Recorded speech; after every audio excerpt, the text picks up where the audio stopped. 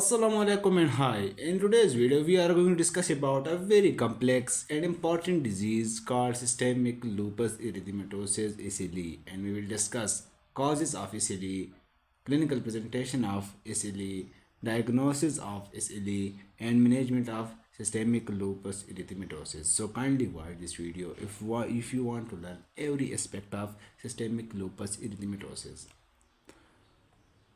These are the clinical picture of systemic lupus erythematosus. देखो oral cavity से लेकर limb तक and even your skin is involved. तो इसके जो साइड्स है वो all over the body है. It can affect every part of the body. Scenario पढ़ लें आप. इस तरह के सिनेरियो एग्जामिनेशन में भी पूछे जा सकते हैं और क्लिनिकल प्रैक्टिस में भी प्रेजेंट हो सकते हैं. देखो a 30-year-old woman with a known diagnosis of systemic lupus erythematosus present with multiple painless erythematosus ulcer in her mouth. She also reported dry mouth and difficulty in swallowing. On examination, there are shallow ulcer on the buccal mucosa and palate. What is the most likely cause of her oral symptoms?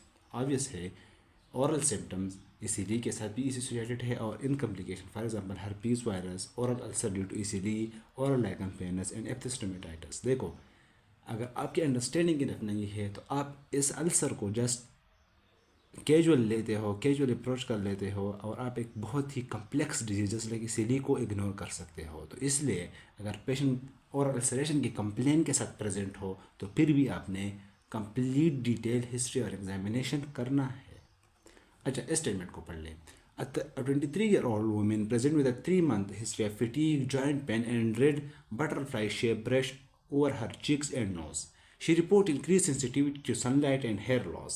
Laboratory test reveals a positive anti-nuclear antibody, ANA test, and anti-double-stranded DNA antibodies. She also has mild proteinuria and urine analysis. So this is clinical scenario. अगर आपको अब कुछ समझ नहीं आ रहा तो video के and पर आप इस तरह के कम्प्लेक्स एमसीक्यूज और सिनेरियो खुद ही सॉल्व कर पाओगे रिगार्डिंग इसीलिए. सो वीडियो को कंप्लीट वॉच करें. अच्छा introduction. Systemic lupus erythematosus is a chronic multi-system autoimmune disease characterized by the production of autoantibodies that target various cellular component. एक auto immune multi system disease है जिसमें auto antibodies produce होते हैं और वो various targets को target कर सकती है. This will lead to widespread inflammation and tissue damage affecting multiple organ and system including the skin, joint, kidney, heart, lungs, nervous system and hematological system. So these are the this is the clinical picture of systemic lupus erythematosus affecting oral cavity. तो systemic lupus erythematosus एक auto immune disease है जो कि एक chronic है, multi system involvement है इसीलिए में. अच्छा एपिडेमियोलॉजी क्या है. Approximately 20 to 150 cases per 1 lakh people. So its prevalence is quite low. Gender predominantly affects females with a female to male ratio of about 9:1, so affect female more. Age most commonly diagnosed between age of 15 to 45, so middle age is most commonly vulnerable. Etiology and pathogenesis. Genetic factor. Familial predisposition with severe gene associated with increased risk such as HLA-DR2 and HLA-DR3. These are the name of genes and gene related to the immune response. तो genetic factor भी इसमें एक etiological factor है, pathogenesis में help करता है. Environmental triggers. Ultraviolet exposure, infection, Epstein-Barr virus, certain medication, drug-induced lupus and hormonal factors.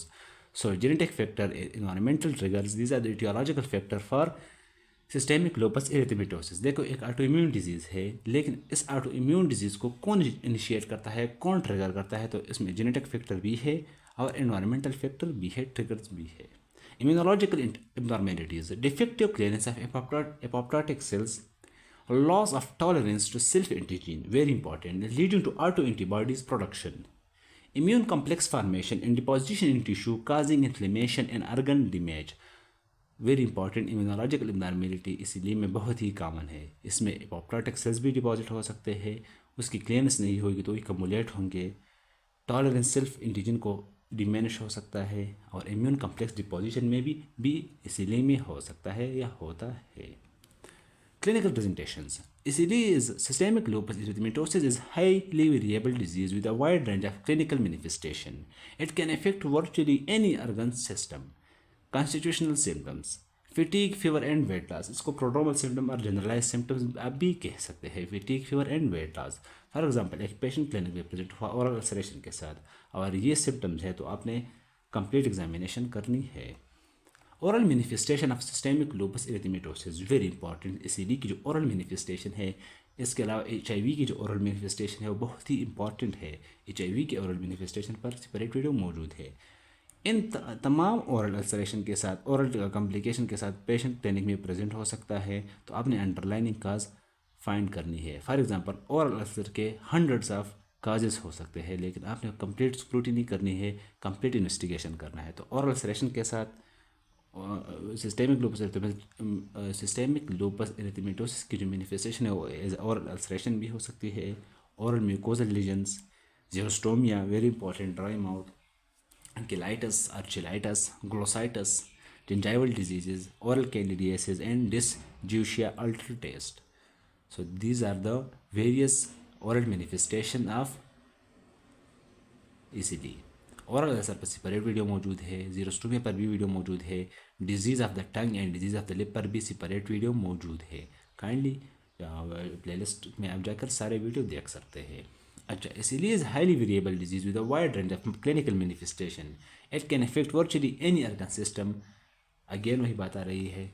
अच्छा, skin पर इसके क्या मैनिफेस्टेशन है? अगेन मैं कह रहा हूँ, इसमें R2 एंटीबॉडीज़ बन रहे हैं। वो R2 एंटीबॉडीज़ किसी भी पार्ट को इन्वॉल्व कर सकता है, तो हम हर एक पार्ट में उसके जो प्रोमिनेंट मैनिफेस्टेशन है वो डिस्कस करने वाले हैं। ओरल में हमने पढ़ लिए, अब स्किन पर क्या मैनिफेस्टेशन है। मेलर रैशेज और malar rashes, butterfly rashes, erythematous rashes over the cheeks and nasal bridge sparing the nasolabial fold. तो एक बटरफ्लाई शेप रैशेज होते हैं जो कि नेजल ब्रिज को स्पेयर कर लेते हैं, वहाँ पर नहीं होते और चिक्स पर होंगे।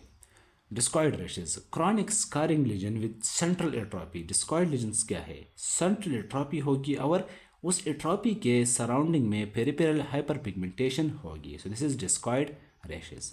Photosensitivity, skin rashes following sun exposure, very important. Alopecia, diffuse और पैची हेयर लॉस। देखो, अगर आपसे सिनारियो एग्जाम में पूछी जाएगी तो उसमें क्या होगा, ओरल मैनिफेस्टेशन होगी और एक स्किन मैनिफेस्टेशन दिया होगा या कोई और सिस्टेमिक मैनिफेस्टेशन होगा। फॉर एग्जांपल, एक पेशेंट है वो ओरल अल्सरेशन के साथ एलोपेशिया और फोटोसेंसिटिविटी के साथ प्रेजेंट हो रहा है, या उसके साथ बटरफ्लाई रैश है या डिस्कॉइड रैश है, तो आपने डिफरेंशियल में इसलिए ज़रूर याद रखना है। अच्छा, म्यूकोस्केलेटल arthritis, non-erosive symmetric arthritis affecting small joint of hand and wrist. Symmetric means both part of the जो बोथ लेग्स के, फॉर एग्जांपल हैंड्स है तो दोनों हैंड के इन्वॉल्वमेंट होगी, फॉर एग्जांपल लोअर लिम्ब है तो दोनों इन्वॉल्वमेंट होगा, सिमेट्रिकल होगा, बायलैटरल होगा। Renal lupus nephritis, very important, range from mild proteinuria to severe nephrotic syndrome और rapidly progressive glomerulonephritis. Renal biopsies often used to classify nephritis and guide treatment. लेकिन आपने याद रखना है कि रीनल इन्वॉल्वमेंट में भी ये ग्लोमेरुलोनेफ्राइटिस भी कज कर सकता है, और ये फिर हम ये माइल्ड रेंज से लेकर सीवियर तक इसके कॉम्प्लिकेशंस हो सकते हैं। Cardiovascular system, pericarditis, myocarditis and endocarditis, Liebman-Sachs endocarditis, very important. Liebman-Sachs endocarditis is associated with ECD. Increased risk of atherosclerosis and cardiovascular diseases. Pulmonary, pleuritis with pleuritic chest pain, interstitial lung abscess, pulmonary hypertension. अब हर एक complication पर separate video बनाई जा सकती है, वो फिर general medicine में हम कवर करेंगे, लेकिन आपने जस्ट याद रखना है कि ECD के मैनिफेस्टेशन किस पार्ट पर क्या होंगे। न्यूरोलॉजिक, न्यूरोसाइकोट्रिक लूपस, सीजर्स, साइकोसिस, congenital dysfunction, mood disorder, headache and cerebrovascular diseases. Hematologic, anemia of chronic disease, hemolytic anemia, leukopenia, lymphopenia, thrombocytopenia. Gastrointestinal, nausea, vomiting and abdominal pain, hepatitis, pancreatitis and mesenteric vasculitis. So these are the different clinical manifestation and different system of ACD. So this is the clinical picture of ACD. Oral manifestation हमने detail से explain किए. ये Mailer rash है या butterfly rashes है जो कि nasal bridge को स्पेयर कर लेते हैं और चिक्स पर होता है. ये हमारे पास स्किन इन्वॉल्वमेंट है. ये आप ओरल इन्वॉल्वमेंट अगेन देख लें. ये भी स्किन इन्वॉल्वमेंट है जिसमें डिस्कॉइड शेप रैशेज बने हुए हैं. ये भी स्किन इन्वॉल्वमेंट है, आप देख सकते हैं. और ये भी स्किन इन्वॉल्वमेंट है जो कि बिल्कुल शेव टाइप शेव एपिथेलियल सेल मौजूद है यहाँ पे. अच्छा, वीडियो से कुछ भी सीख रहे हैं, वीडियो इंटरेस्टिंग है तो काइंडली चैनल को सब्सक्राइब करें. It take way much efforts to make such video. Diagnosis किस तरह है? The diagnosis of ACD is based on combination of clinical features and laboratory finding. So both clinical feature and laboratory findings are important. The American College of rheumatology ACR and systemic lupus international collaborating clinics. देखो ये इतनी complex disease है कि इसके लिए separate clinics और separate organisation बने हुए हैं. Have established criteria for classification, but a diagnosis can be made based on clinical judgment and even if criteria are not fully met. Laboratory test.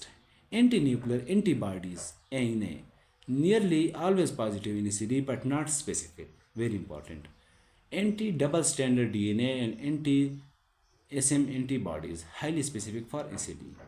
Simple बात है, आपने एंटीबॉडीज़ ही देखने हैं, ख्वाह वो एंटी न्यूक्लियर हो, एंटी डबल स्टैंडर्ड DNA हो. Complement level भी एक इम्यून रिस्पॉन्स है.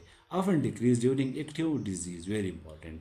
Antiphospholipid antibodies associated with antiphospholipid syndrome which cause thrombosis and pregnancy complication. ESR and CRP elevated during active disease. CRP C-reactive protein is the indicator of inflammation. ESR is erythrocyte sedimentation rate जो कि दोनों elevated होंगे during ACD because anemia और hematological disturbance आप इससे relate कर सकते हैं.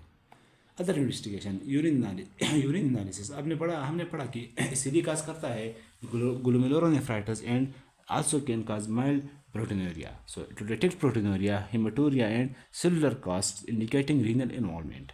A renal biopsy for classification and management of lupus nephritis. Imaging studies as needed for specific organ involvement. For example, echocardiography for pericarditis, chest X-rays for CT or CT for pulmonary involvement. Management of ACD aims to control symptoms. Number first, इसलिए की जो M है treatment की management की वो है to control symptoms, prevent flares and minimise organ damage through a combination of pharmacological and non-pharmacological approaches. General measures: patient education and regular monitoring, sun protection to prevent photosensitivity reaction, smoking cessation to reduce cardiovascular risk. Pharmacological treatment: non-steroidal and non-steroidal anti-inflammatory drugs NSAID for arthritis and mild mucoskeletal symptoms. For example, ibuprofen, ketorolac, mefenamic acid. Anti-malarial hydroxychloroquine. Standard therapy for all patients unless contraindicated. Help control skin and joint symptoms and reduce flares. Corticosteroids for control of moderate to severe disease flares. Dose depend on severity. Immunosuppressive agent methotrexate for arthritis and skin disease.